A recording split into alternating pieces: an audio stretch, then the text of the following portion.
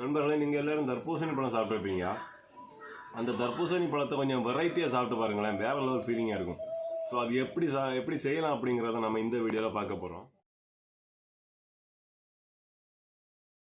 இதுக்கு நாம் முதல்ல பார்த்திங்கன்னா ஒரு 3 ஆரஞ்சு பழம் எடுத்திருக்கோம். ஸோ இந்த ஆரஞ்சு பழத்தை இந்த ஜூஸ் மேக்கர் இருக்கு இல்லையா, ஸோ இதில் வச்சு நம்ம புழிஞ்சு எடுக்க போகிறோம்.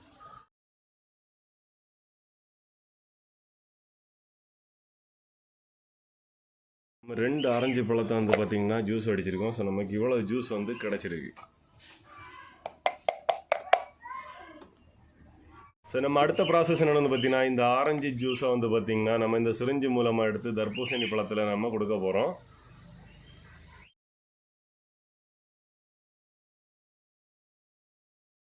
ஸோ இந்த சிரிஞ்சில் பார்த்திங்கன்னா இந்த ஊசியை செருவிக்கலாம். இந்த மாதிரி சிரிஞ்சில் இருக்கக்கூடிய ஆரஞ்சு ஜூஸை நம்ம இதுக்குள்ளே சொருகிட வேண்டியதான், போட்டு நம்ம ஊசி மாதிரி கொடுத்துக்கிட வேண்டியதான்.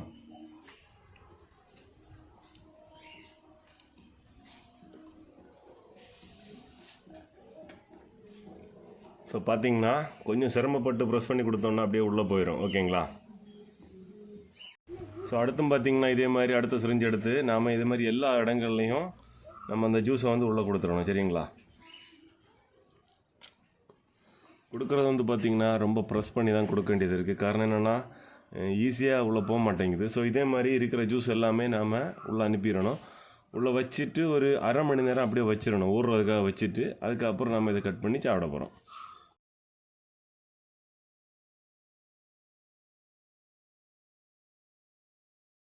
இப்போ நான் இது டேஸ்ட்டு பார்க்க போகிறேன். நாங்கள் ஊற வச்சது பார்த்திங்கன்னா ஒரு அரை மணி நேரத்துலேருந்து ஒரு 3/4 மணி நேரம் அந்த ரேஞ்சு உள்ளே தான் இங்கே இருக்கும்.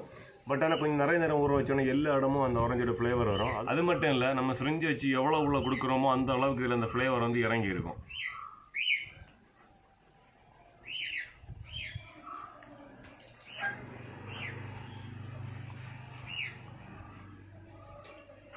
சரிக்கு உண்மையை சொல்லணும்னா ஒரு சின்ன ஒரு ஃப்ளேவர் ஃபீல் ஆகுது. பட் இன்னும் கொஞ்சம் நிறைய கொடுத்து ஊற வச்சு சாப்பிட்டோன்னா நல்ல டேஸ்ட்டாக இருக்கும். வேணும் ரெடி ட்ரை பண்ணி பாருங்கள் வீடுகளில். சரிங்களா? இல்லை, உங்களுக்கு இந்த இடம் தெரியுதுங்களா, இந்த புள்ளி? ஸோ இது வழியாக தான் நம்ம சிரிஞ்சில் அந்த ஆரஞ்சு ஜூஸை உள்ளே எடுத்தோம். ஸோ அந்த இடம் பார்த்திங்கன்னா உங்களுக்கு ஒரு கலர் கொஞ்சம் டார்க்காக இருக்க தெரியுது பார்த்தீங்களா? ஸோ நிஜமாகவே இது நம்ம கொஞ்சம் பர்ஃபெக்டாக பண்ணோன்னா நல்லா இருக்கும். அது ட்ரையல் தான் பார்த்தேன். ஸோ பர்ஃபெக்டாக பண்ணால் இதே மாதிரி எல்லா இடமும் வரும், நல்ல ஒரு ஃப்ளேவரும் கிடைக்கும்.